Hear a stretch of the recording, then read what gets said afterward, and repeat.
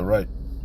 First and foremost, I want to start off by saying, Barakatha Yahweh, Barakatha Yahweh Shai, Barakatha Yahweh, Barakatha Yahweh Shai, Barakatha Yahweh, Barakatha Yahweh Shai, Call Halal Yahweh, Ba Shem Yahweh Shai, Ba Shem Rakah Quadash. Double honors to the apostles of GMS, Great Millstone, who rule well and who taught me this truth. And shalom to you, sincere Akim, out there listening, learning, and pushing this truth. And shalom to the few sincere Akwath that are out there listening and learning as well. With that being said, I'm going to jump straight into this video. I don't want to rot this out. It'll be edifying. As usual, I'm going to go into Rakah Quadash. And the inspiration for this lesson is going to be really centered around, I was watching last night, well, it took me like 2 nights. I'm still not even finished because it's like 3 hours long. I was watching the new Avatar. I think it's called The Way of Water or something like that. And maybe like 3/4 through the movie, there's a scene where they're hunting the sky people. The sky people are hunting. It looks like I forget what they call them, but they look like giant whales, right?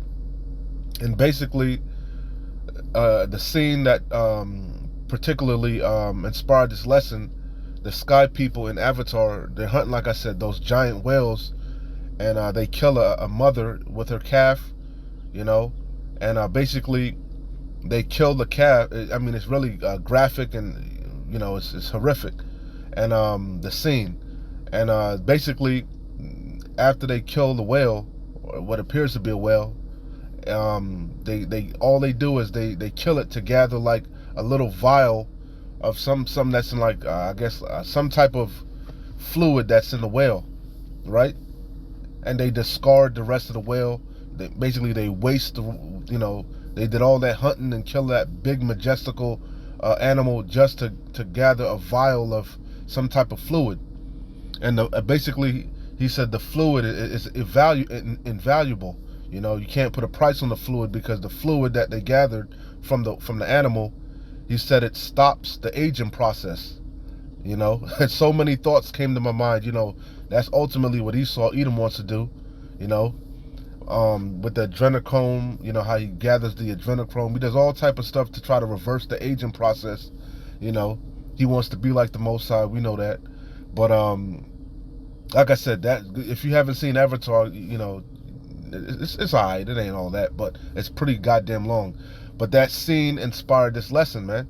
That scene of them hunting that whale like that, the sky people, and it reminded me, of course, of scriptures. Scriptures would just flood in my mind, and I said I got to do a lesson on it. And of course, the Planet of the Apes came to mind. Dr. Zaius, what he told Charlton Heston in the first Planet of the Apes, man. Which I'm gonna get it. So that was a long opening, but hey, it is what it is. That's what inspired this lesson. That scene in Avatar with the sky people and Planet of the Apes. So let's get the enough blibbity blabbing. Let's get the evidence. All right. So this was from the Planet of the Apes. I already described the scene to you. If you haven't seen it in Avatar, you can go watch it for yourself. It's like 3/4 through the movie. Anyway, this is from the Planet of the Apes. This is what Dr. Zaius told Charlton Heston, right? And he read from the 29th scroll. Because remember, Charlton Heston, he wanted to venture out into the Forbidden Zone. And what did he find out when he went to the Forbidden Zone? He thought he was, the whole time of the movie, Charlton Heston thought he was on another planet, And he found out later on that he was on Earth. To be more specific, he was in New York City because he found the Statue of Liberty buried under sand, and he was like, we know the famous quote, "You did it, you bastard, you did it," But prior to that, like I said, Dr. Zaius read from the 29th scroll, the 6th verse, and this fits Esau Edom to the T, And this is what was in my mind in that scene with in the Avatar also, man. I said I got to do a lesson on it. I'll probably name this lesson remember the 29th scroll, the 6th verse. Something along those lines. Beware of the beast man, as it says. Beware of the beast man, aka the sky people, you know, aka the colonizer, the oppressor, you know. The what else? What else is he known as? The imperialist, you know, aka Sleezy E, Esau Edom, the so-called white man. All right. Remember the 29th scroll, the 6th verse. All right. So it says, "Beware of the beast man, for he is the devil's pawn. Alone among God's primates, he kills for sport, for lust, for greed. Yea, he will murder his brother to possess his brother's land. Let him not breed in great numbers, for he will make a desert of his home and yours. Shun him, drive him back into his jungle lair, for he is the harbinger of death." Again, the 29th scroll, the 6th verse.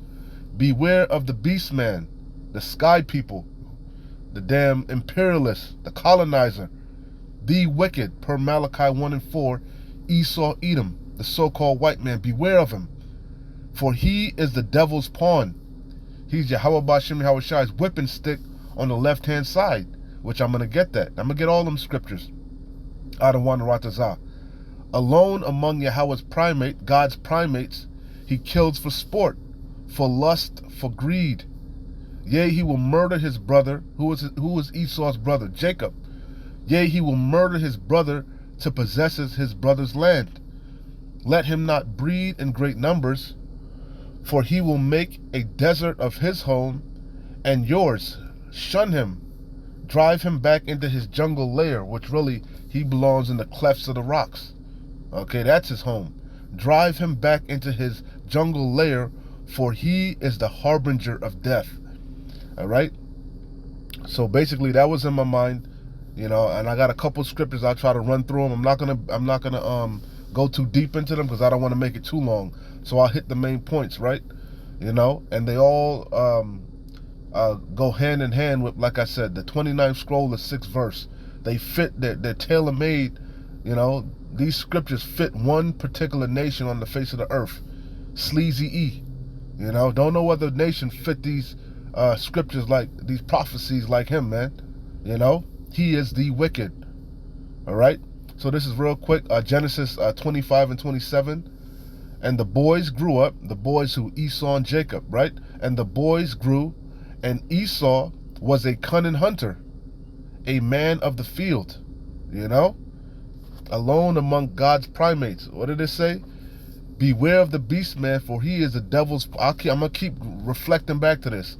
Alone among God's primates, he kills for sport, for lust, for greed. What did it say in Genesis 25 and 27? And the boys grew, and Esau was a cunning hunter, you know, a man of the field. It showed you that in Avatar, you know, plain as day. And Jacob was a plain man dwelling in tents, a simple man, you know, a man after, like David, man after Yahweh Shai's heart, you know, upright. Esau was not upright, so, which I got it. Well, matter of fact, I might as well go there. Habakkuk 2 and 5. Like I said, straight to the point. I don't want to make this too long. Yea, also, these are the precepts that was screaming in my mind when I was watching it, along again with Planet of the Apes, and the 29th scroll, the 6th verse, I believe. Habakkuk 2 and 5. Yea, also, because he transgresseth by wine his philosophies, his ideologies. He is a proud man, tells you that in Obadiah. Neither keepeth at home, who enlargeth his desire is as hell, and is as death, and cannot be satisfied, but gathereth unto him all nations, and heapeth unto him all people. You see? You see? Matter of fact, let's go to 4. Habakkuk 2 and 4. Behold, his soul, which is lifted up, the pride of his heart, they have deceived him, is not upright in him. He just ain't right. He ain't right. Esau Edom, Sleezy E, the beast man, the sky people, the oppressor, the colonizer, the wicked. Sleezy E, the red Hebrew Edomite. Behold, his soul, which is lifted up, is not upright in him. But the just is who? Yasharallah, you tribes. but the just shall live by his faith. Yea, also because he transgresseth by wine, he is a proud man, neither keepeth at home, who enlargeth his desire as hell, and is as death, and cannot be satisfied, but gathereth unto him all nations, and heapeth unto him all people. So let's go. What did it say again? It says, yea, he will murder his brother for his to possess his brother's land, neither keepeth at home. You see, let him not breed in great numbers, for he will make a desert of his home and yours. Shun him, drive him back into his jungle lair. Again, the clefts of the rocks, really, you should say. For he is the harbinger of death. He is as deaf and is never satisfied. Okay? Let's go to Micah. Micah 2:2. And they covet fields and take them by violence. But that was his blessing. Going back to Isaac. Isaac blessed Esau with the sword and the fatness of the earth. You know? Job 9:24. The earth is given into the hands of the wicked. Esau would be ruling in the latter times. But guess what? Esau is the end of the world. Jacob is the beginning of it that followeth. And they covet fields and take them by violence, and houses and take them away. So they oppress a man and his house, even a man and his heritage. All right, and that's talking about Esau, Edom, the wicked. Matter of fact, since I keep quoting it, I might as well get it. Malachi started 1:1. The burden of the word of the Lord Yahweh to Israel, Yasharallah, by Malachi. I have loved you, saith the Lord Yahweh, yet ye say, wherein hast thou loved us? Was not Esau Jacob's brother, saith the Lord Yahweh? Yet I loved Jacob, and I hated Esau, and laid his mountains and his heritage waste for the dragons of the wilderness. That's the main point. Verse 4. Slakia. Whereas Edom saith, we are impoverished, but we will return and build the desolate places. Thus saith the Lord of hosts, Yahweh Bashim Yahweh Shai, they shall build, but I will throw down. The main point. And they shall call them, who? Esau, Edom, the border of wickedness, and the people against whom the Lord Yahweh hath indignation forever, righteous anger. Okay? And let's hit Genesis. Genesis 36:8. Thus dwelt Esau in Mount Seir, the clefts of the rock. Right? Thus dwelt Esau in Mount Seir. You know it as modern day Petra. All right? It's southeast of the land of Jerusalem. Okay? Israel. You know? Thus dwelt Esau in Mount Seir. Esau is Edom. It's all synonymous for the wicked. Okay? So let's go to Ezekiel. Let's go. Matter of fact, before I go into that, let's hit the 29th scroll, the 6th verse again. Yea, alone, I gotta read it from the top. Beware of the beast man, the sky people. I'm gonna keep saying it.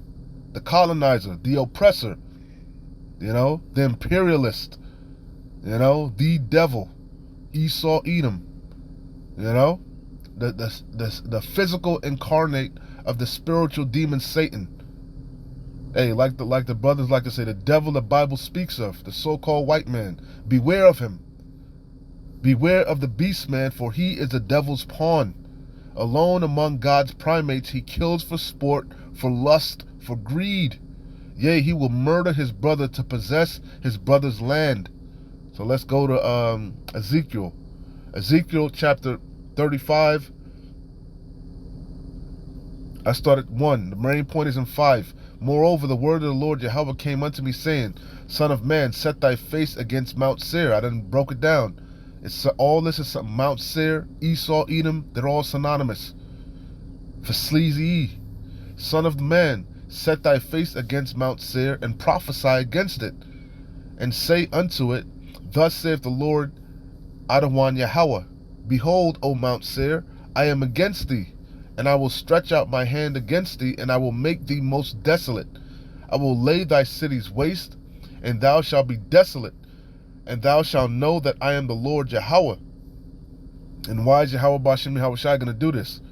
Because thou hast had a perpetual, meaning never ending, because thou hast had a perpetual hatred and has shed the blood of the children of Israel, Yasharallah, by the force of the sword, in the time of their calamity, in the time that their iniquity had an end.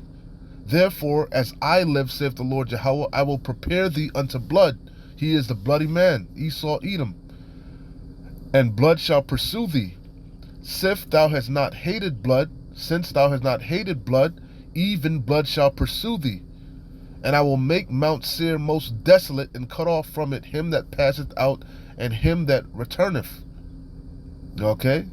I could keep reading, but I could keep reading. The whole chapter's good.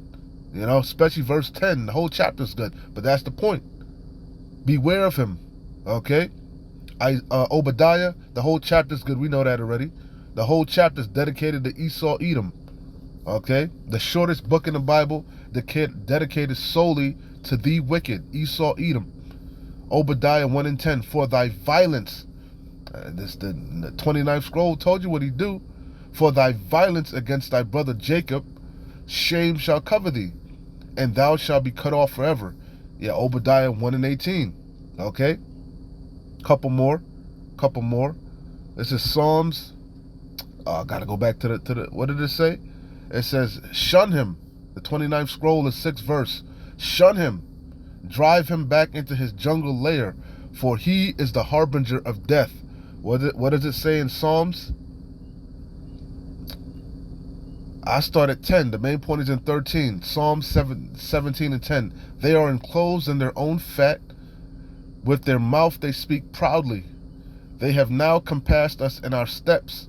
They have set their eyes bowing down to the earth, like as a lion that is greedy of his prey, and as it were a young lion lurking in secret places. It's the main point. Arise, O Lord Yahweh, disappoint him, cast him down, deliver my soul from the wicked, which is thy sword. And I done read it. The wicked is Malachi 1 and 4, Esau Edom. From men which are thy hand, O Lord Yahweh. He's the devil's pawn. He's Yahweh Bashim Hawashai's whipping stick on the left-hand side. You know? He's the physical incarnate of the spiritual demon Satan. All right? He does Satan's bidding on the earth. You know?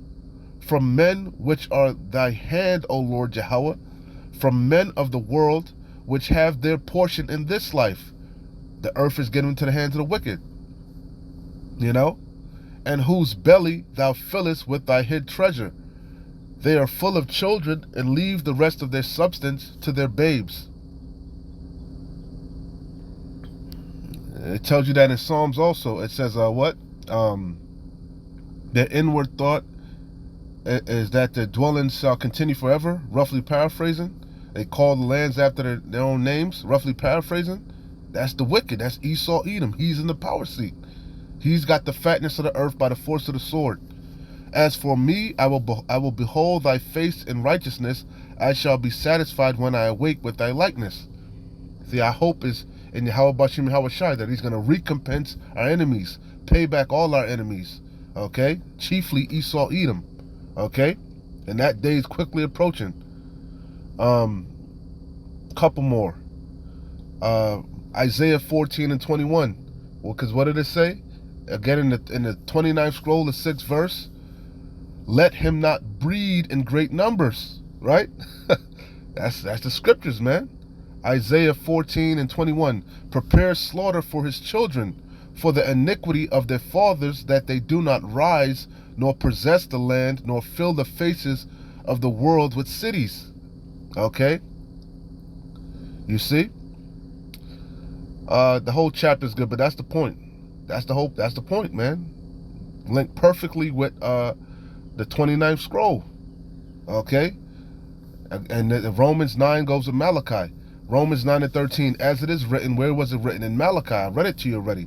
As it is written, Jacob have I loved, but Esau have I hated. He's Yahweh Bashim Yahushai's whipping stick on the left-hand side again. Verse 14. What shall we say then? I'm going to read it verbatim. Is there unrighteousness with God? You know, God forbid. For he saith to Moses, I will have mercy on whom I will have mercy, and I will have compassion in whom I will have compassion. So then it is not of him that willeth, nor of him that runneth, but of Yahweh that showeth mercy. And we know per the Zondervan Bible Dictionary, Esau, Edom, is the only neighbor of Israel that was not promised mercy. All right? You know? He's going to get Obadiah 118, man. He's going to be cut off forever after 1,000 years of slavery. Hardcore slavery. He's going to drink double of the cup. You know? And that's what we look. We can't wait, man. The eye that see him shall see him no more. Okay? So that's pretty much the point. You know? Beware of the beast man. You know? Beware of him. It's the sky people. You know? The imperialist, the colonizer, the oppressor, the wicked, Esau, Edom, Sleezy E, the red Hebrew Edomite. Okay? Beware of him. So what better scripture than to close out with Ecclesiasticus 12 and 10, all right? Never trust thine enemy. Who's our number one adversary? Esau, Edom, and all these heathen nations that are confederate with him per Psalms 83, you know? But our chief adversary is Esau. Never trust thine enemy, for like as iron rusteth, so is his wickedness. Though he humble himself and go crouching, yet take good heed and beware of him. That's how it started. Beware of the beast man. Beware of him. And thou shalt be unto him as if thou hadst wiped a looking glass. And thou shalt know that his rust is his wickedness. And thou shalt, he has a perpetual hatred, never ending.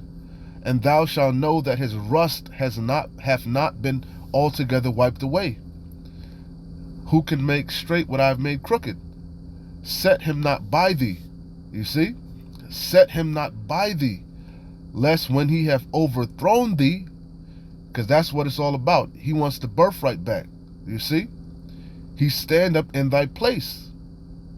What he said, I gotta read that again.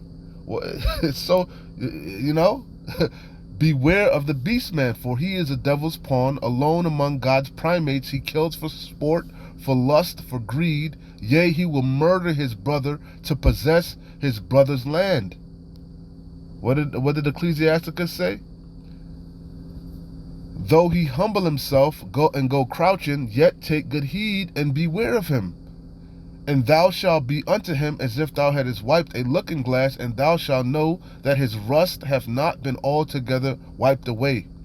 Set him not by thee, lest when he have overthrown thee, he stand up in thy place. Neither let him sit at thy right hand, lest he seek to take thy seat, and thou at the last remember my words and be pricked therewith. Who will pity a charmer that was bitten with a serpent, or any such as come nigh wild beast? You know, and remember, he was a cunning hunter. His words are smoother than butter, but war's in his heart. You know, this devil ain't changed. So again, beware of him. Beware of him. Take good heed, man. You know? So I don't want to rot this out. This was edifying, you know? Hey, man, keep pushing. Keep fighting. We're close. Shalom. Wa abad babal. Kwam Yasharallah.